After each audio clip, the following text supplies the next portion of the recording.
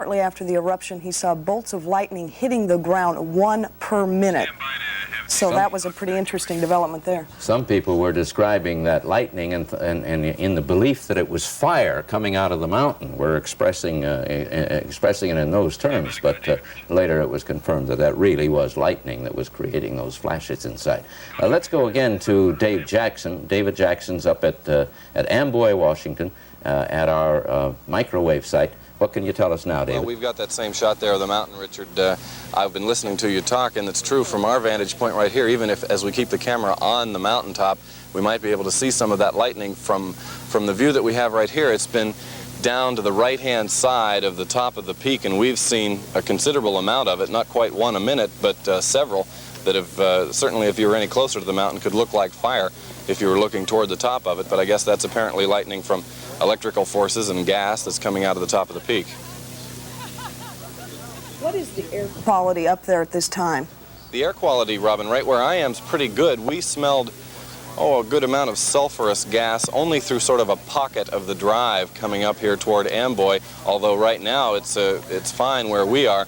As I mentioned, that smoke that we're looking at coming out of the top of the mountain is primarily drifting to the northeast of Mount St. Helens, and we're of course southwest of Mount St. Helens, so it's blowing directly away from the location where we are. But there is quite a bit of haze or what even could be gas down around the bottom of the peak. If I can't see the camera shot right now, but if it's wide enough we might be able to see down around the bottom, kind of hanging in the valleys around the bottom of Mount St. Helens. Yes, we can see it, David. We can see that sort of haze that sort of floats around the foot of the mountain, you might say. David, we had heard reports of lava, and then those reports were retracted. Do you know anything more about that at this time? No, I haven't heard anything about lava other than some of the people who are up here who had friends and relatives on the north side. Earlier this morning said that some of those people had reported that, but again then they had talked to other people who said that that wasn't the case and that it could have been lightning. At any rate, it was some kind of, bright forces up there, and that's what we've been seeing again on this side, is that lightning down the side of the mountain. Could very well be, there's a shot of lightning right there as I was watching, could very well be that that's what people were seeing earlier this morning. I don't know.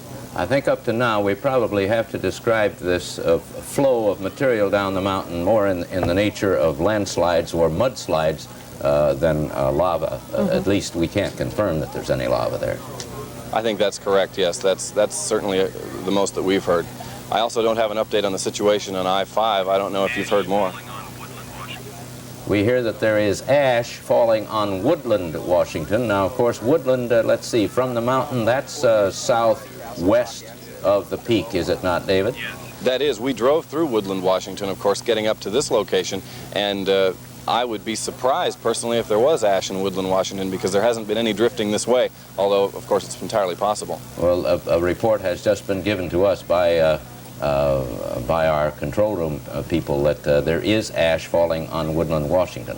And of course earlier we had that description from Yakima, Washington, which is considerably north and east of the mountain, that Yakima was literally a day turned into night because of the amount of ash in the air.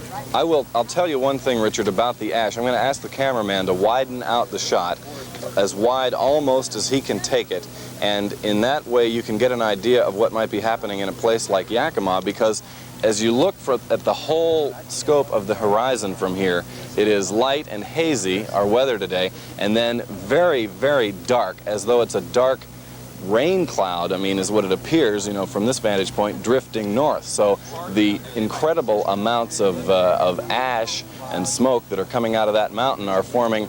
I'm sure if you had almost a satellite picture, a weather satellite picture, would show an exceedingly dark cloud drifting to the north-northeast. So I'm sure in Yakima it could be quite a sight from there even.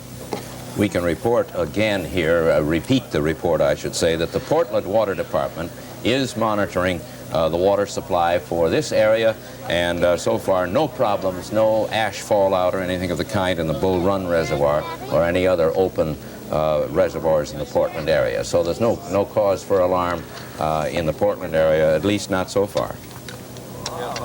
Just a fantastic picture you're getting from there. It's a fairly clear day from, except for that very light haze, isn't it, David, from where you are to the mountain itself? It is a clear day, and it's a light haze. It's not a heavy cloud cover at all.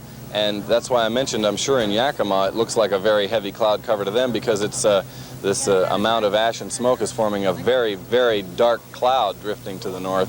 Otherwise, yes, the weather is fairly good here. It's not clear. I guess it's a very high cloudiness that we have above us. But, as you were driving up there, David, how would you describe the cluster and the crowd of people? Was the traffic very slow? Well, people up in this area, of course, had been alerted. There's lightning just now as we were looking at the mountain. They had been alerted, of course, early this morning that this was taking place. So many of them had already gotten up here to our location at Amboy by this time. The really majority of the crowds are standing right here with us on top of the small peak where we are. I was surprised, in fact, that driving up there wasn't more traffic, but apparently most of the people up here who had heard about it since 8 o'clock this morning had already arrived up at this location. How about the air traffic up there? Well, there's a helicopter coming in right now, and we had seen a couple small planes. In fact, there's another helicopter behind us. The air traffic has been somewhat heavy right in this location, although, as you mentioned, there is a restriction as to how close they can get. I'm sure you can hear the helicopter that's probably going to come right in front of our shot in a moment. Okay, we do understand that the Portland International, or probably out of Seattle, come to think of it, they have restricted the airspace over the mountain because that ash is so heavy. Yes, they have, and in fact, this is almost as close as you can get. They can circle around the mountain from about this distance. I think as the crow flies, as a direct distance from the mountain, we're about 8 or 9 miles away, as I understand it.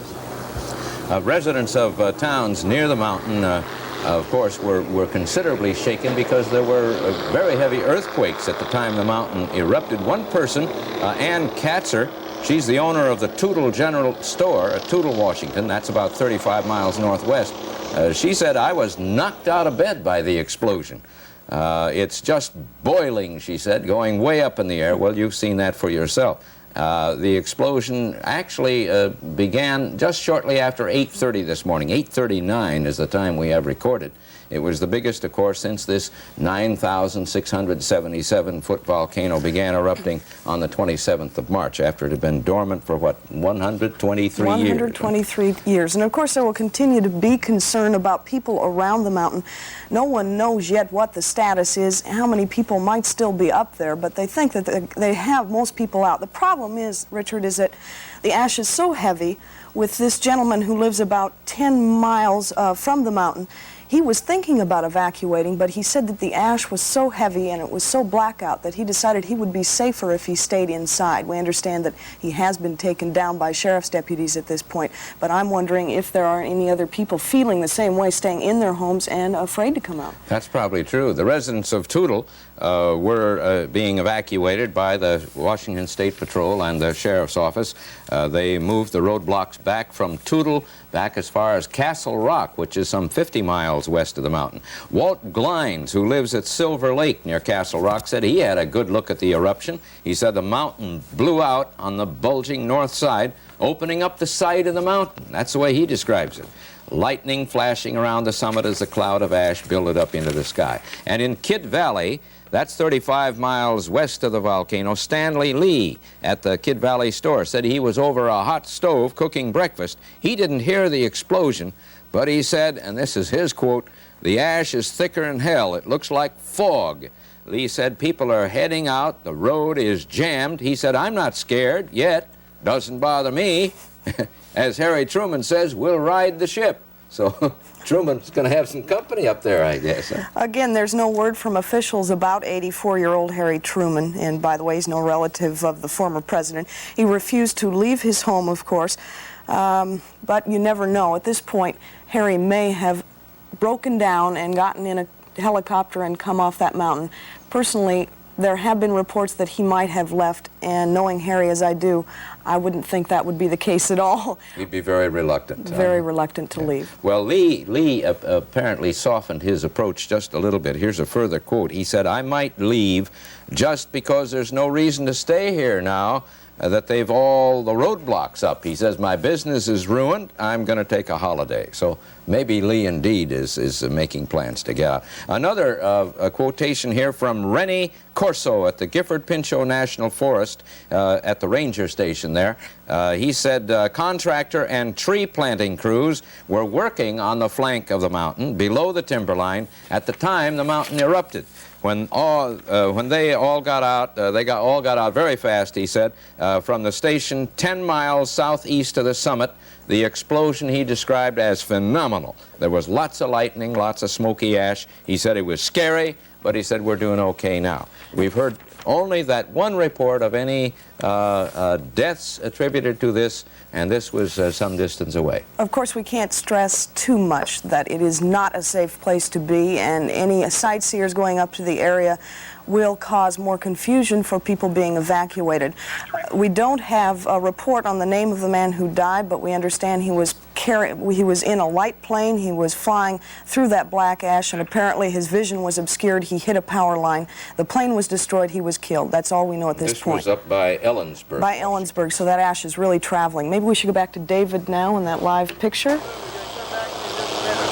Okay, I can hear myself on the audio, so I'm apparently on. Helicopter noise is fairly loud. We'll have some pictures for you. That's a helicopter from Channel 2 that just landed, and we'll be feeding those pictures back to you in just a moment. They've been flying around the peak, and I, at this point, can't add anything to it other than to say that once we take a look at them here in the truck, we'll beam them back to the station, and they've flown around the northern part of the mountain, and they'll take a look at the entire summit area of Mount St. Helens, and that'll be coming up in just a moment. We have reports here, more words filtering in from Yakima. Apparently, they are between 2 and 2.5 inches of black soot on the ground in the Yakima area. A viewer told this to Channel 2 News, and it says it looks like black snow. As we reported earlier, it is dark like night on that side of the mountain, and residents of Yakima are reporting aftershocks from the eruption this morning that has altered the entire shape of Mount St. Helens. It's also reported that people are concerned about contamination of the water supply in Yakima because of all the soot. People are filling containers of water and seeking information from local health authorities there. As we complete information on that health hazard, we'll pass it along throughout the day. We don't know at this point what the contamination problem is. We have not had reports that that ash has gone to Bull Run. We think that's still clear. Of course, there are other dangers from that ash other than simply a health hazard. It can ruin motors. If the air intake on your motor is sucking in that ash, that stuff can ruin your motor. And so, of course, that's one of the reasons the airplanes really have to stay back away from it. But it can be a problem, for example, lying on your car, and if you go out and start scrubbing away to wash that, or to get that stuff off without the assistance of some water to flow it off, you'll ruin the paint job, because this ash is really pumice, and it can scratch right through the hardest kind of surface. It's more coarse than what we had seen earlier as well, and for that reason, while there has not been an official word on it, we would suggest that those people with respiratory problems stay indoors if they can. People in the area of Mount St. Helens who have breathing problems should probably breathe through a mask if they plan to go outside. This, of course, is not an official word, but from the reports we've had of the problems and the blackening of the air up there, and we understand this ash is a lot more coarse, there could mean trouble for some folks. Thank you, Dr. Anderson. Yeah, that's good advice. Does David have anything more for us up there from the remote site where this picture is being taken? This camera is located just about, as David said, 7 or 8 miles from the mountain at Amboy, Washington. That's right. It's about at the 3,200-foot level, I believe, in the foothills on the top of a logging road. And this is a live picture that you're watching right now. Now, when we say live, we mean that this is the picture that our camera is taking at this very moment, and the picture is being microwaved back to our station from that vantage point at Amboy, Washington. The microwave signal goes to our tower up on the hills west of Portland. So that's how you're getting this picture, by the magic of television and microwave. And so we're seeing the largest eruption in 123 years, and we're seeing it live on Channel 2. And when you stop and think of the geologic time, you know, we've got geologists out here, volcanologists out here, who've been watching this mountain for well, ever since the 27th of March and even before. And can you imagine the thrill those people feel when they are actually seeing the mountain erupt? It could have gone dormant again, and it could have stayed dormant for another 10, 15, 20 years, and in geologic time, that's nothing. But here it is after 123 years, and in this space of time, only from March 27th until now, and all of this is happening, and the geologists are getting a remarkable opportunity to study what happens. It's interesting in that working with the geologists for the past several weeks on this story, it might be difficult for them to even admit how little they know about the patterns that volcanoes take, or if there is any pattern at all.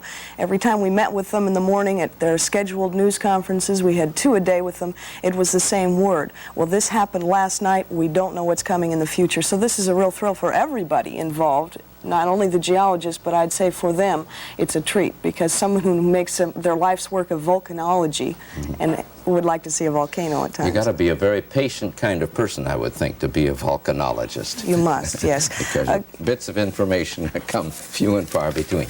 So again, what we have here at the Channel 2 studios is that the Portland Water Department is monitoring our reservoirs. So far, no reports of contamination.